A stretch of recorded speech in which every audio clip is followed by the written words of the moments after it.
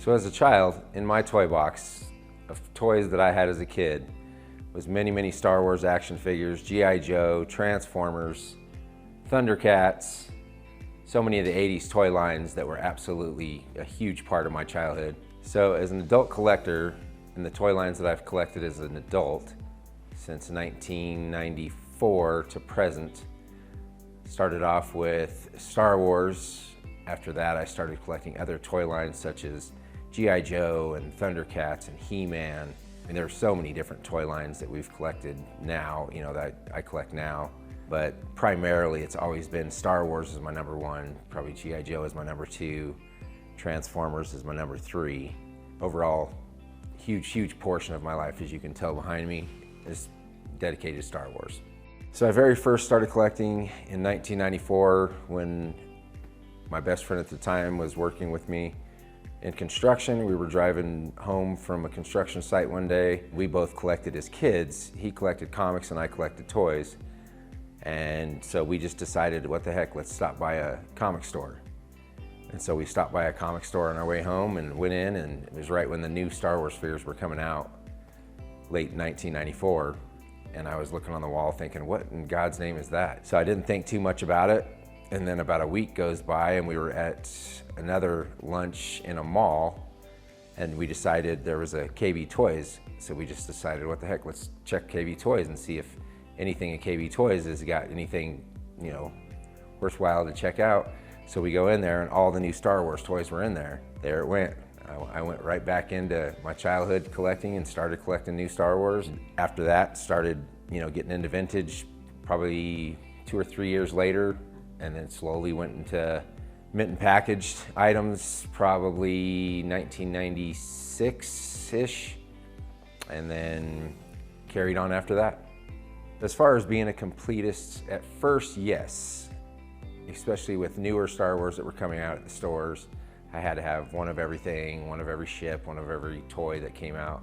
But as far as vintage, when I decided to start collecting vintage, I wanted one of each character. And then after I had each character, I decided, now I want every variant of the loose characters. Once I got to every variant that I could possibly think of, I went on to package stuff and did the same kind of thing. I started off collecting one of each character on each header card, so Star Wars, Empire, Jedi.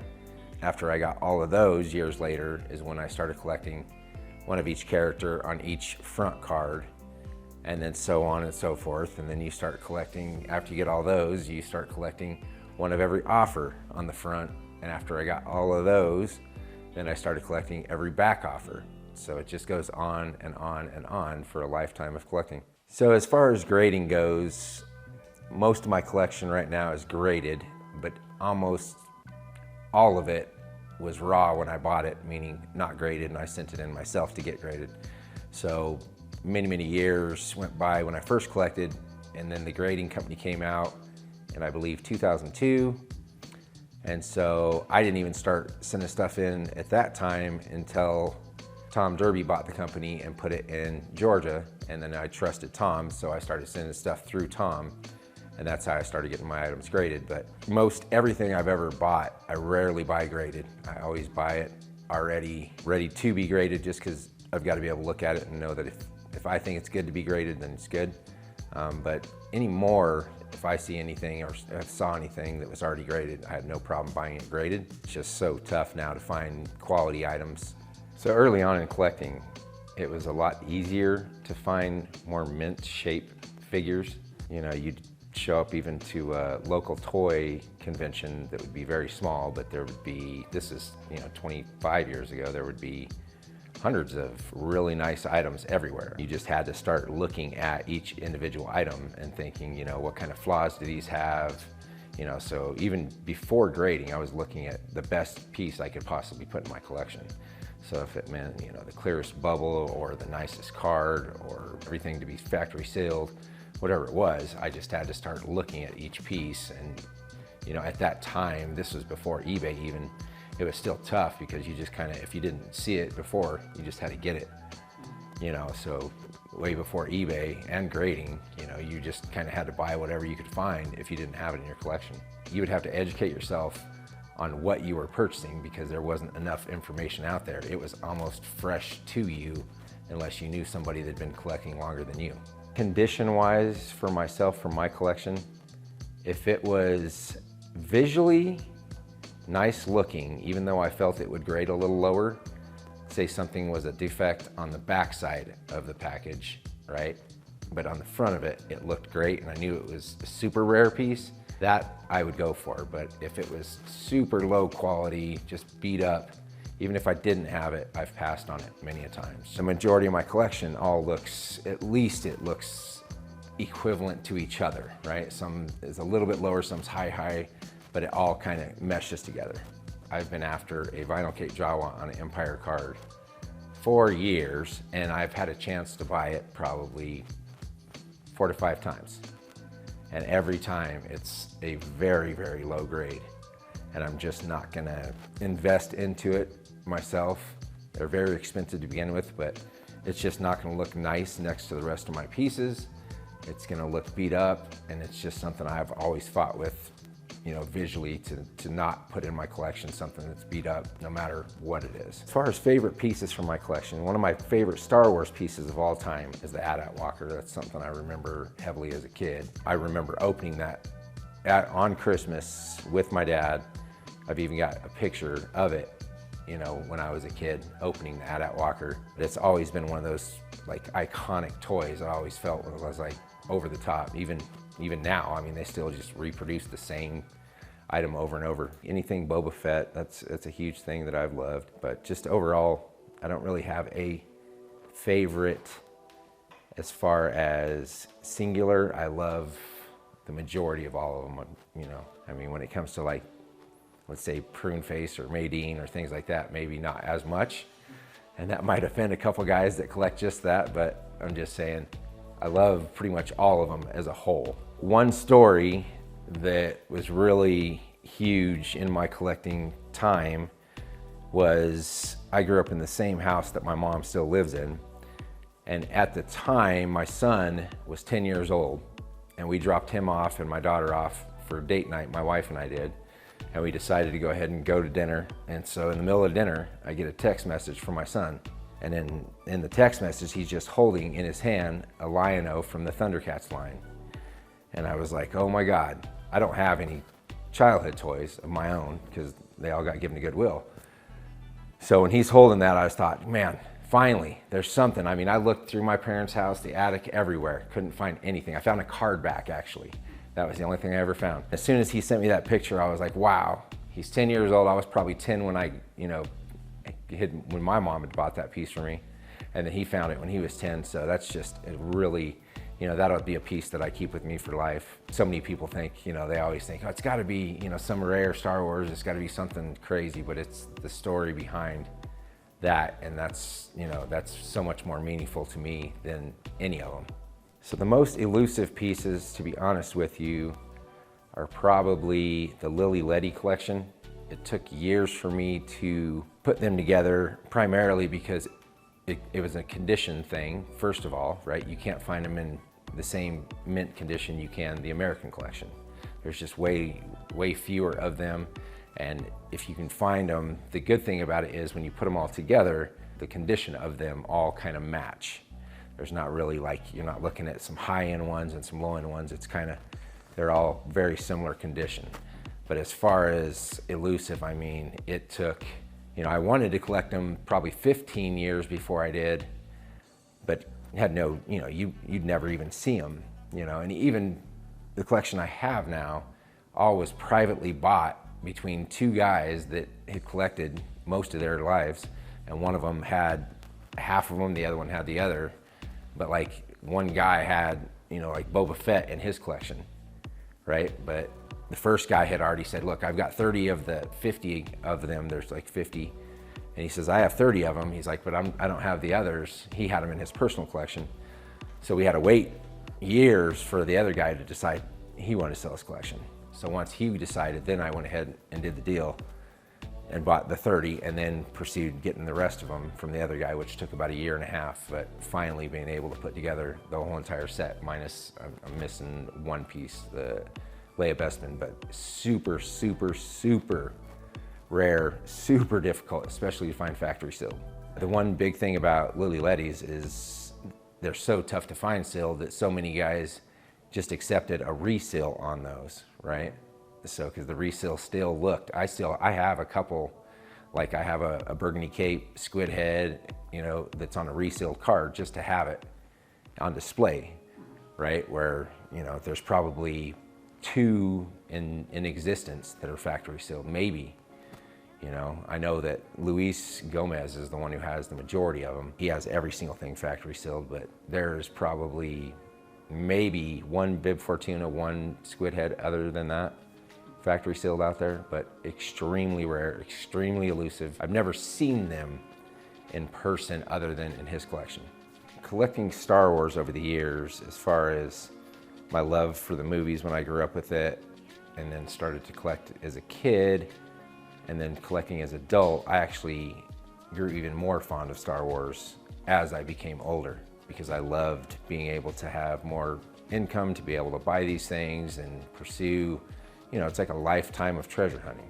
So it's just been, you know, and when I say treasure, it's not the monetary value to it. It's, you know, I finally found this piece after 15 years. You know, to me, it's a treasure. To anybody else, they may just look at it as a piece of cardboard, right? So for me, I've grown to just love Star Wars items even more as an adult, just being able to collect so many different types. As far as building my collection over the years, early on, like I said, before eBay, you just kind of had to go to local shows. You were looking in Toy Shop magazine. You were, you know, they had a forum called Rebel Scum. So we would just, you know, there was a smaller group of us, to be honest with you, you know, but we just, anytime you could find any outlet, you would, you know, go after it. Brian's Toys was early on, Tom Derby early on. So you'd reach out to them. Till eBay hit, it was very challenging to find stuff, and especially find things in really good shape. So over the years, as it's evolved, right, we get eBay, we get all these different forums, we get Facebook forums. As soon as Facebook forums really hit, the information of vintage Star Wars was really able to spread at a maximum volume at that time. Because before that, you know, there was, you know, very little known variants, and once people really got into it and they really started digging deep on, you know, different COOs and what the figures look like and what the packaging looked like, back variants, front variants, figure variants, packaging variants, you know, all of this, as soon as you start seeing somebody start to document it, then you start to research yourself. But it takes hours and hours and hours of research to just continually stay on top of all collectibles in all variants. And, you know, you're looking for the one little miswriting or the one little back print that changes it, you know, and that makes all the difference when you're variant collecting, and can make all the difference in, you know, the rarity of a piece. So I started collecting when I was 18, and started as a carpenter when I was 18, right out of high school. And so for me, my first house, I built my first display you know, so that I could put all the figures on display. And, you know, I really wish I had pictures of that, because it was a really unique first display. This was way before grading and everything, but I can never find any pictures of that. I had it on like floppy disk, and who knows where that went. But as far as display goes, I feel that, you know, you should, if you're gonna spend the money on your collection, you need to spend the money on a great display. Some guys just don't have the space, so I understand. But if you've got the space, you know, utilize a great display. And that's one thing that I've always believed in, is presentation is everything. I believe that the display that's behind me is one of the best displays of the mint and sealed Star Wars collection, right, in existence, because you can see the front art of everything. So I do believe that overall display for me was one of the biggest things that I'd always told myself. If I can't display it, I'm gonna get rid of it, right? I'm not gonna store a bunch of stuff in boxes, and that's how I collect. That's just me. So each time I'd build the next house, I'd build a bigger display and then a bigger display, you know, and figuring out, you know, what I was gonna get rid of. When I decided to get rid of all my modern items I had in my last house, you know, I took all those out and then decided to collect every variant of the vintage toy line, and then all the other toy lines. So that's kind of how that became of, but as far as display goes, that's been one of my biggest things. Some of the things that I still enjoy the most about collecting is the friendships. I still go to all these toy shows all over the US, meet up with friends who have like-minded, collections, and we talk about pretty much nothing but that. So it's great to just escape the world for a little bit, go out, and you're with people that love everything that you love to talk about, for the first time, because if you're telling your wife, she's sick and tired of hearing it, right? Even though my wife supports me, but she gets, she's just like, oh babe, it's another new piece. All right, I get it. Where these other guys, you're telling about anything you got and they're like, oh man, that's amazing, let me see a picture, So it's all this excitement of, getting together with guys that love the same stuff that you love to collect. So I mean, that's probably the most over the top part of collecting for me, is all that connectivity from everybody that I've met over the years and the conversations that you constantly have. If you're a collector, you're a collector. If you're not, you're not, right? So when you meet other collectors, you're just in the same room with the same like-minded people. It's just a fun part of the hobby. And I think that's probably with any hobby, right? I've decided to sell my collection now because it's been a thought in my head for a couple years, but we're getting ready to build another house, so then it would be building another display room, and I really wanted to put this stuff in a museum. We went out to look for spaces in Tennessee for a museum, couldn't find any spaces, so then it put me back in the position of, what do I really want to do with my collection? Because even though I've made videos of it, I'm the one who appreciates it the most, but I have friends that come over and they don't understand it, right? They don't get it. It's something that needs to be shared with the world, and I just felt like, if I could get it into a museum, then I could feel like, I'd keep it for the rest of time, and I feel like then it would be shared daily and they would, it would be enjoyable for everybody, but for me, I just felt like, man, this is, if something ever happened to me, it's more of a burden to my family, because they're not gonna, my wife has been with me forever, since high school. It's gonna be a burden to her because she's gonna be selling off my legacy of my lifetime, right? So she's not gonna be happy about doing all that. It's not gonna be a fun thing for her.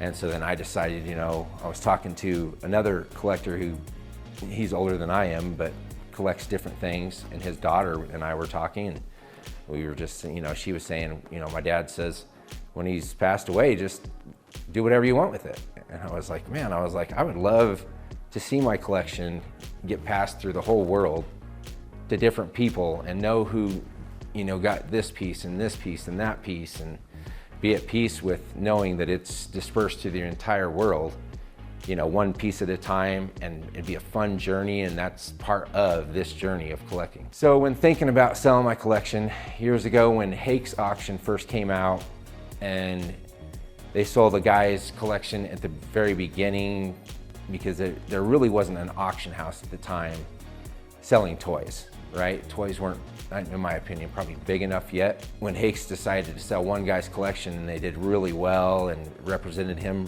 very well and documented everything really well. Mostly, I believe that Hake's does a great job advertising. I believe that when they have somebody's collection, they take the time to document it and push it to the public, so the public's got time to save or sell some stuff off or do things like that to be able to put some of these things in their collection, so that's a huge deal.